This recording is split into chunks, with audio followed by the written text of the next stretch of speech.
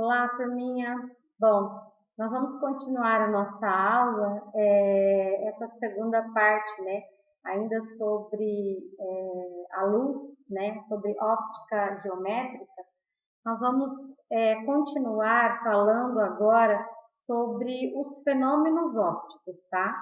E para isso, como é uma parte bem teórica, então eu vou utilizar um slide e vocês precisam fazer todas as anotações no caderno para que vocês possam fazer as atividades, tá? Que serão postadas na próxima semana. Nessa semana, a atividade vai ser justamente essa: fazer o resumo dessa videoaula no caderno e enviar as fotos na plataforma conforme todas as orientações, ok? Bem, então vamos iniciar, tá? Então nós vamos falar sobre os fenômenos ópticos, ok? Então, vamos lá. Bom, o que são, então, os fenômenos ópticos, tá? Os fenômenos ópticos, eles são qualquer evento observável que resulte da interação da matéria e da luz com a alteração da sua intensidade, mudança de meio, reflexão, refração ou difração. Vocês vão perceber que os fenômenos ópticos, eles são bastante parecidos com os fenômenos ondulatórios que nós vimos lá no primeiro bimestre, tá? Os fenômenos ópticos mais comuns, eles são frequentemente devidos à interação da luz do Sol e da Lua com a atmosfera. As nuvens, a água, a poeira e outros particulados. Outros fenômenos, eles são simplesmente interessantes aspectos da óptica ou efeitos ópticos, tá? Aqui no caso, né, nós temos alguns efeitos que o Sol, né, e as partículas que a atmosfera possui, ela pode permitir que aconteça. Bom, nós temos o primeiro fenômeno, que é o de reflexão, tá? Esse fenômeno de reflexão, ele pode fazer com que essa reflexão ela seja regular, difusa, ou ela pode ser total, tá? A regular, ela ocorre sempre que a superfície é plana e polida, né? Um exemplo disso é a reflexão regular que ocorre nos espelhos, né? Os raios da reflexão, eles são sempre direcionados para a mesma direção. A reflexão difusa, ela ocorre quando a superfície é rugosa e não polida. Quando, por exemplo, a gente bate a mão na água, se a gente estiver olhando para tentar ver o nosso reflexo. E a reflexão total, ela consiste na passagem da luz de um meio transparente para outro meio transparente, tá? Por exemplo, o vidro do óculos, por exemplo, que eu estou usando. A refração é quando, por exemplo, a luz ela atravessa de um meio para outro, tá? Ao se propagar, por exemplo, do meio 1 para o meio 2, ela vai assumir uma direção diferente da direção de propagação. Ocorre o que parece um desvio, como vocês podem observar. A absorção, ela ocorre, por exemplo, quando o meio 1 atinge o meio 2. Porém, não vai acontecer o retorno ao meio da propagação inicial e nem passa a se propagar no meio 2. Essa luz, por se tratar de energia, ela é absorvida pela superfície, o que pode ocorrer, por exemplo, nas placas solares, tá? Ou, né, nos corpos negros. Eles absorvem essa energia e eles não devolvem essa energia. A dispersão é um fenômeno que vai causar a separação de uma onda em vários componentes espectrais com diferentes frequências. E aí nós temos o desvio, né? Ele mostra o desvio que a luz ela acontece, inclusive de acordo com as cores, tá?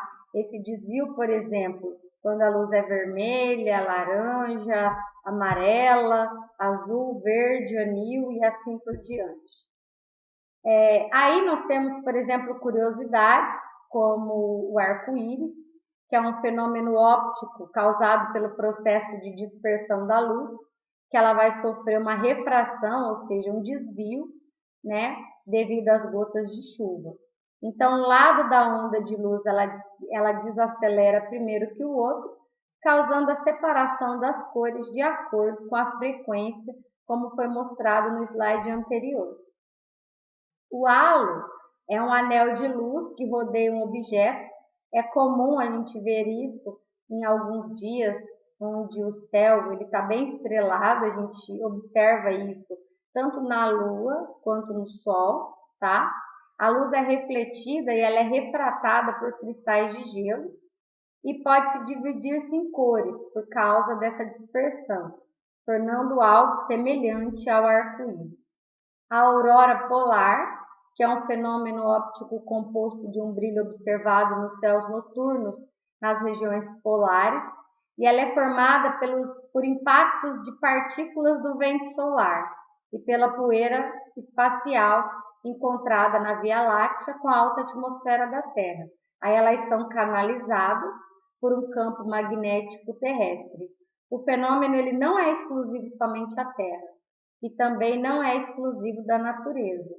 Em alguns filmes vocês podem observar que ele também pode acontecer no espaço. A miragem ela é um fenômeno óptico comum, conhecido em dias bastante ensolarados. A gente ouve muito dizer em miragens, né, no deserto, mas elas também podem acontecer quando a gente está na rodovia, tá, em dias muito quentes. Mas ela é comum também em regiões polares, tá? E menos comum do que a miragem que é chamada de inferior, que é a miragem de desertos e rodovias. Nós temos também a iridescência, que é o fenômeno óptico que faz certos tipos de superfícies refletirem as cores do arco-íris, como por exemplo uma bolha de água ou um prisma, a pena do beija-flor, alguns insetos também produzem esse tipo de fenômeno. E nós temos a subcategoria dos fenômenos ópticos, né? Que são chamados então de ilusões ópticas. Esse termo de ilusão óptica, ele engana, né, o sistema visual humano, permitindo que às vezes a gente veja alguma coisa que não está presente ou nos faz ver algo errado. Algumas são de caráter fisiológico e outras de caráter cognitivo. Nem todo mundo consegue, muitas vezes, ver a mesma coisa. As ilusões de óptica elas podem surgir naturalmente ou serem criadas por astúcias visuais. Por exemplo, se você ficar olhando fixamente nesse desenho, a gente vai perceber que parece que ele se move, tá? E isso são hipóteses sobre o funcionamento do sistema visual do ser humano. As imagens que causam a ilusão de óptica, elas são largamente utilizadas, principalmente na arte, né? Aqui, por exemplo, a gente não consegue ver. Para mim é um lado que está girando a roda gigante, para vocês outro, né?